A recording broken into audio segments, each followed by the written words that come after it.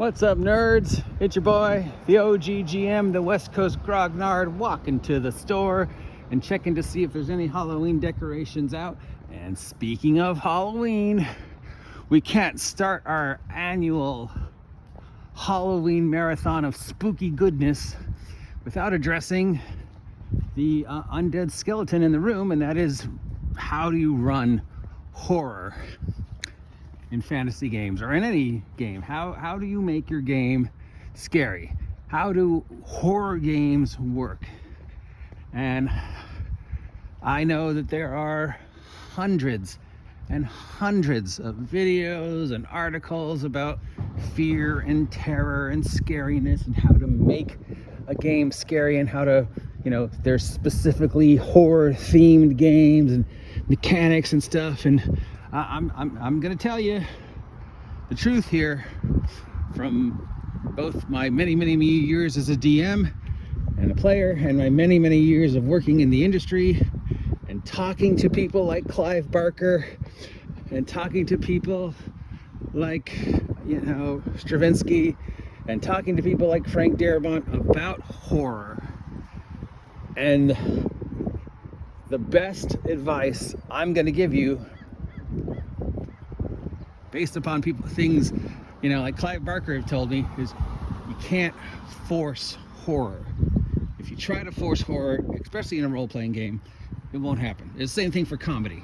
Even if you're running a comedy role-playing game, even if you're running Call of Cthulhu, even if you're running horror games, you can't force horror. Oh sure, there's mechanics, make a save versus fear, or your character's at disadvantage for 1d4 rounds, or your character goes running. But to actually make players scared, you can't force it. Horror has to happen naturally. Sure, there's tricks like jump scares and theme music and twists of writing and stuff that Hollywood uses, but even then, even the most scary films don't work if you're just trying to force the horror on the audience. Like a jump scare. A jump scare for the sake of a jump scare, God, no decorations yet, does not work. The jump scare has to happen naturally. It has to happen logically. It has to happen in such a way that the audience's defenses are down, they're not expecting it, they're distracted, and then bam, jump scare. A really good jump scare, even if it's just the cat in the closet jump scare, only works if the setup happens. And the setup only works if it happens naturally. You can't force it, Vincent Price said, the horror that works is the horror that's logical, the horror that on some level makes sense to your brain. Even if it's otherworldly, non-Euclidean, Lovecraftian horror, on some level your brain is frightened because, whoa, wait, that makes sense. And my view of reality has now been shifted because of this horrible thing. You can't force horror.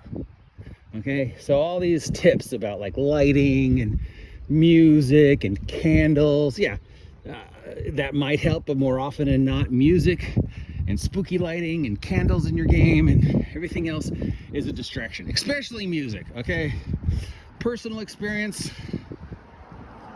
music in a game is a distraction, unless it's low enough that it is not interrupting what people say, it is not distracting your area of hearing, and the music is only affecting you at a subconscious level. So you should play it low enough that subconsciously the players are still hearing the music, but consciously it's not a distraction.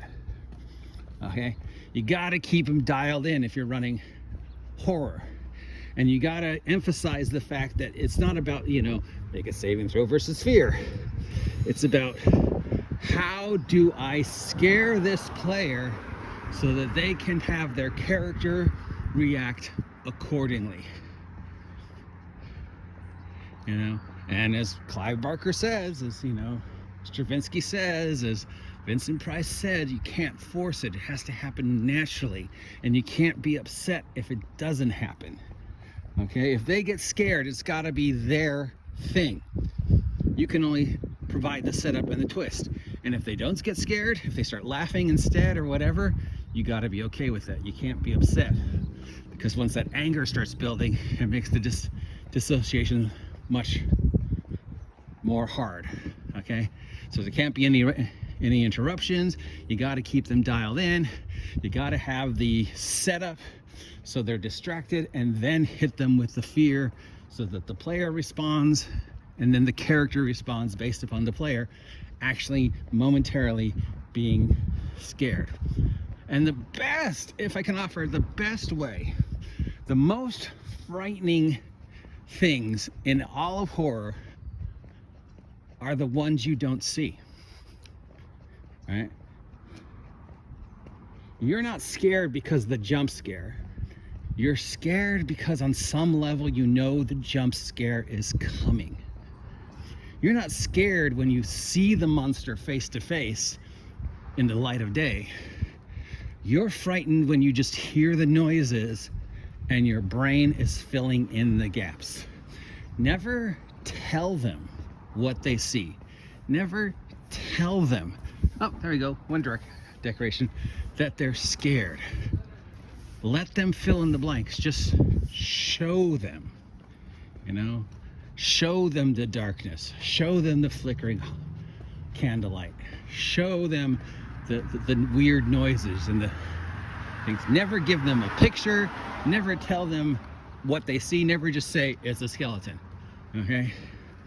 Describe it, but leave it also sort of up to the imagination, because everything that you describe and everything that you tell them and every saving throw you make them make will never, ever, ever be as influential, impactful, or as frightening as what their imagination makes up. You know, glowing red eyes and a weird gurgling noise, and then nothing for a couple minutes. And while they're distracted by something else that's bubbling in the back of their mind, you didn't tell them what you saw. You just dropped the hints, and your imagination is doing the rest. Okay? Again, you can't force it. Mechanics, fine, whatever. Every game has the mechanics on how to do fear. But the really good games that talk about fear and terror don't have a lot of mechanics about fear and terror. They have some basic mechanics, but then they give you ideas of how to properly run mechanics. And you know, again, I'm not talking about music, because music is a distraction. If you're going to use music, low enough so they're only hearing it subconsciously. And there's more frightening things than just mood music. Okay? Like, what's the most frightening thing?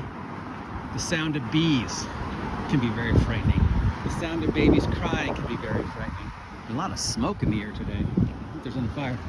You know, the Jaws theme is frightening because of the way it matches heartbeats.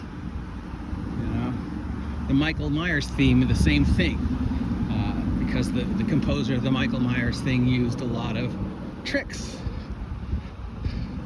So you never see the shape. The music just builds up that apprehension. You never see the monster, you just build up that apprehension. You just build up the apprehension. And then the follow through, if it happens, great. If it doesn't happen, that's okay. You have to be okay with it. As for like using candles, yeah, no, don't ever use candles. Fire hazard. Use those little LED things, okay? Other tricks that your other YouTubers are gonna tell you about how to make things scary, fucking ignore them. You can frighten people in a bright room in daylight if you set the stage. Make it simple, make it impactful, and let them fill in the blanks. Make it more than just roll a saving throw for fear. Allow them to create it in their mind. And if they don't, if the scenario happens, again, remember, you can't force it, so you have to be okay with it. Spooky! Ah! Okay, jump scare. Anyways, that's the first of my takes on running horror in role-playing. We're gonna have a lot of them because it's October. Till next time, support me!